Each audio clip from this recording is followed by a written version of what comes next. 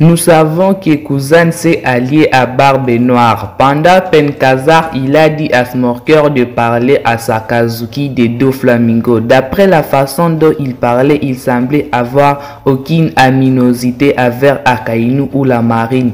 Nous avons également entendu parler récemment du Zord et de Isdrek. Ma théorie est la suivante: tout comme Isdrek est infiltré dans l'équipage de Kaido, Kuzan pourrait également être un membre du Zord, être un infiltré au sein de l'équipage de Barbe Noire. Quel intérêt aurait Kuzan de pouvoir intégrer l'équipage de Barbe Noire sans avoir en tiré quelque chose de très intéressant? Il serait dans l'équipage de Barbe Noire afin de pouvoir enquêter sur Barbe Noire. Comment Barbe Noire arrive-t-il à pouvoir manger des fruits des démons? Comment arrive-t-il à pouvoir extraire les fruits du démon dans certains personnages? Yo les bros, force, paix, fortune sur chacun de vous et bienvenue dans cette nouvelle vidéo où nous allons ensemble suivre la personnalité d'Aokiji connu sur le nom de Kuzan. Nous allons ensemble parler de lui et voir ce qu'il pourra faire dans le futur chapitre de One Piece. Merci à vous les bros de vous abonner. Si vous venez à peine de me découvrir dans cette vidéo, ne sortez pas sans pouvoir soutenir la chaîne. Merci à vous de vous abonner car vraiment j'ai besoin de votre soutien afin de pouvoir atteindre les 2000 abonnés. Si vous êtes déjà abonné à la chaîne, merci à vous les bros et c'est parti les bros. Kuzan ou Aokiji de son vrai nom était un amiral dans la marine avant de démissionner. Les amiraux sont considérés comme la plus grande puissance de la marine. Pendant ce séjour dans la marine, Kuzan était un fidèle partisan du gouvernement mondial. Il a toujours essayé de suivre les ordres, mais parfois ces ordres ne correspondent pas exactement à ses idéaux ou même aller à la contre d'eux. Sa justice est une justice pépère. Même dans l'exercice de ses fonctions de marine, Kuzan fait parfois preuve de sens de miséricorde et d'honneur que d'autres responsables gouvernementaux mondiaux n'avaient pas, comme d'autres personnages de One Piece comme Snorker ou Garp. Après avoir été témoin du meurtre et censé d'état d'innocent, Kuzan a réalisé à quel point le gouvernement mondial est prêt à sombrer afin de pouvoir réaliser ses objectifs. Aokiji a été le premier amiral à nous être représenté dans One Piece au chapitre 303. Kuzan était un homme très combattissant bien qu'il soit un marine. Il a laissé Nico Robin s'échapper à l'appel du Buster Call, lui fournissant un bateau pour s'échapper tout en lui offrant une traînée de glace pour qu'il puisse partir en sécurité à traversant l'océan avec ses propres capacités. Sa compassion s'étend aux pirates ainsi que leurs actions sont pour la plupart bienveillantes. Il a choisi de ne pas tuer les filles parce que les jeunes pirates avaient vaincu Crocodile et sauvé les habitants d'Alabasta d'une grave tragédie. Contrairement à son ancien camarade, l'amiral en chef Akainu, Kuzan tolère les compromis avec les pirates. Il est dégoûté par les actions brutales de Sakazuki et la façon de gérer les situations telles que l'incident d'Ohara.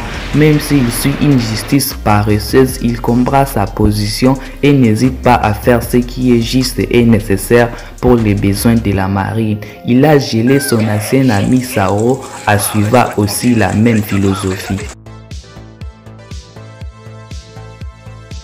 Aokiji n'a pas l'intention d'échapper à la marine et de devenir un pirate notoire, mais il tentera de renverser Sakazuki car sa politique de justice absolue pourrait conduire la marine sur une mauvaise voie.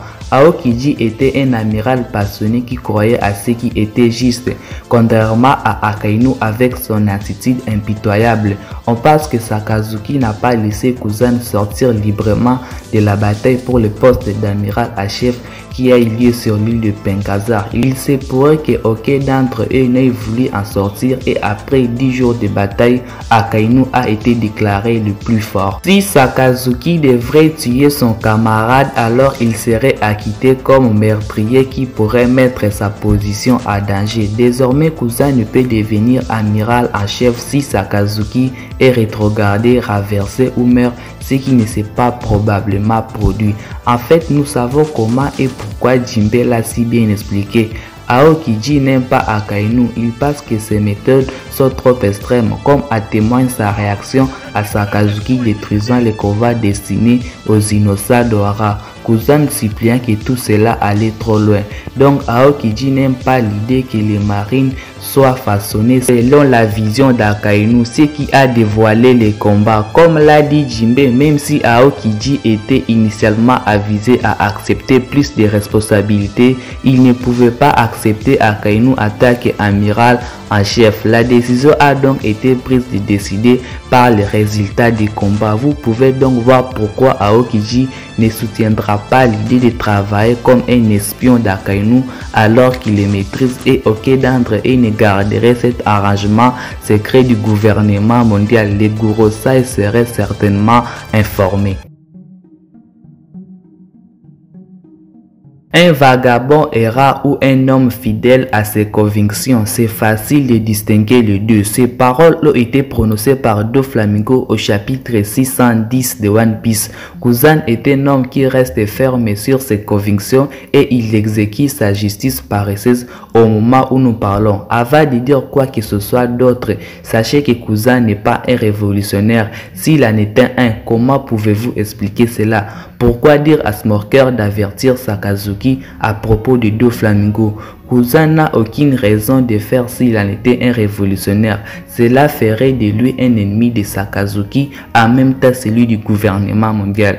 Kuzan est un homme assez mystérieux et après sa défaite face à Akainu pour le poste d'amiral à chef, il a décidé de démissionner et de disparaître. Il est tout à fait évident, cependant il est toujours en train de faire sa propre justice. Cette justice apparemment fait de lui une connaissance auprès de Barbe Noire. À terme simple, Kuzan est membre de l'équipage de Barbe Noire. Interrogé sur son lien avec la pègre, Kuzan a dit à Smoker qu'il était toujours le même. Qu'en dehors du gouvernement mondial, il y a des moyens de faire avancer les choses. Ainsi, logiquement, Kuzan parlait évidemment de la façon dont il a quitté la marine. Il a perdu accès aux vastes réseaux de collecter les informations auxquelles il avait accès et qui pourraient lui permettre de pouvoir se renseigner sur les crimes et à pouvoir pourchasser les criminels.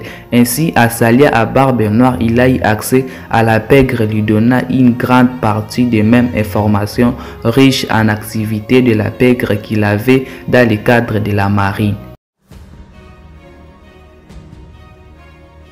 Nous savons aujourd'hui qu'il existe une unité secrète d'opération secrète des marines qui est même secret au sein de la marine appelée SWORD.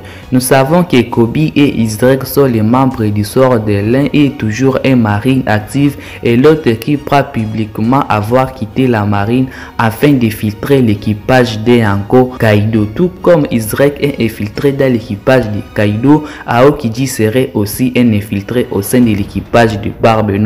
Pour le moment, la véritable mission du SWORD n'a pas été révélée. Pourquoi il y a des infiltrés au sein de l'équipage de chaque empereur. Donc, dans le futur chapitre de One Piece, on va avoir les véritables objectifs de cette unité, pourquoi elle existe, quelle est sa véritable mission. Je pense que Aokiji serait aussi membre du SWORD et il serait aussi un infiltré au sein de l'équipage de Barbe Noire. Ne te retourne pas.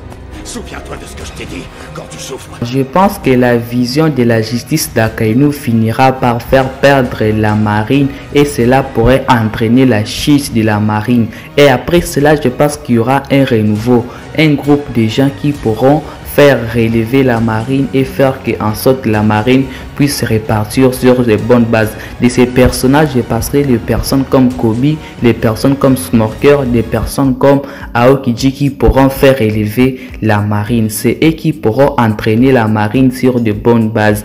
Nous arrivons à la fin de la vidéo. Si elle vous a plu les bros, n'oubliez pas surtout de vous abonner car vous allez pouvoir m'aider à pouvoir aller de l'avant. N'oubliez pas que l'objectif est les 2000 abonnés. Merci à vous les bros d'avoir regardé la vidéo. Surtout n'oubliez pas de la liker pour les référencements.